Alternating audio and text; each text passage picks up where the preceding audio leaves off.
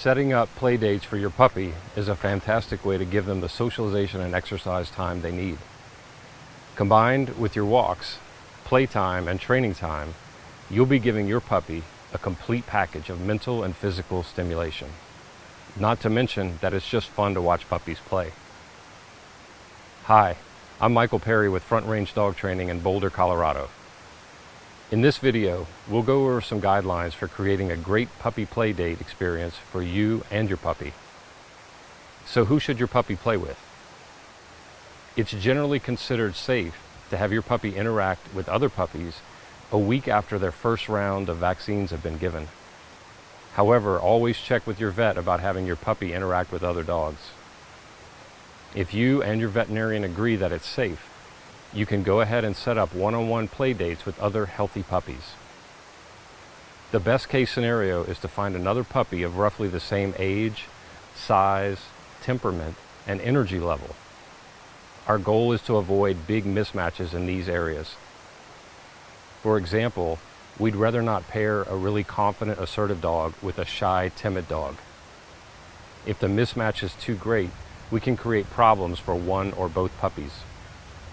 Whether due to age, size, temperament, or energy level differences, a dog that is being overwhelmed may begin to snap and show what we call defensive aggression. That's the exact opposite of everything that we're trying to accomplish with our socialization and puppy play dates. While we can't create a completely even playing field, we'd like to get as close as possible. Do your best to match age, size, temperament, and energy level, and supervise closely. What's the best way to introduce puppies? I like to introduce puppies to each other in a neutral territory without any food or toys around. This helps to avoid potential territorial issues and resource guarding. It's not always possible, but when you can, it's a good idea. I also prefer to introduce them without leashes for two main reasons. One, you don't want to restrain your puppy while they're trying to get comfortable with another dog. And two, leashes can get tangled and wrapped around the puppies, creating frustration or even a fear response and possibly triggering an altercation.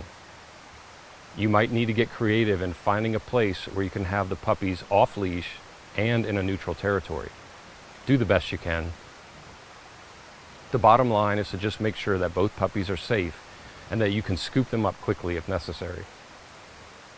At our weekly puppy socialization class, we typically have 12 puppies running loose. You learn pretty quickly how to spot issues before they escalate. These are the main things that we look out for. Not taking turns. There should be some give and take between the puppies. It's that simple. If one dog is being overwhelmed, we need to help them out of that situation. Submissive rolling. If a puppy is going into a submissive position and looks unable or unwilling to defend themselves, we need to get them out of that situation as well. Having said that, some dogs actually prefer to wrestle and play while on their back. As long as they look like they're enjoying it and holding their own, that's totally fine. Escaping. If your puppy is looking for an escape or a place to hide, then you need to remove them immediately. It's okay to hold them in your lap and allow them to observe. We've had many dogs in the class that needed to watch other puppies play a few times before they were ready to get into the game. Humping. It's not cute, and you don't just let them work it out. I promise you the dog on the receiving end does not like it. With young puppies, it's not a sexual issue, it's overstimulation or overexcitement. It just means it's time for them to take a break. Snarling. I also separate puppies when they start to snarl or growl intensely. At that point, they're overstimulated and really unable to control themselves. Give them a water break and a little bit of rest before you resume. How do you know when the growling is too much? Close your eyes and listen. If it's starting to sound like a dog fight, then separate them. As the play date goes along, puppies will start to get tired. When puppies start getting tired, things can get a little crazy. Know when to end the play date. It's always better to end a little sooner and on a good note and come back another day. Some final thoughts.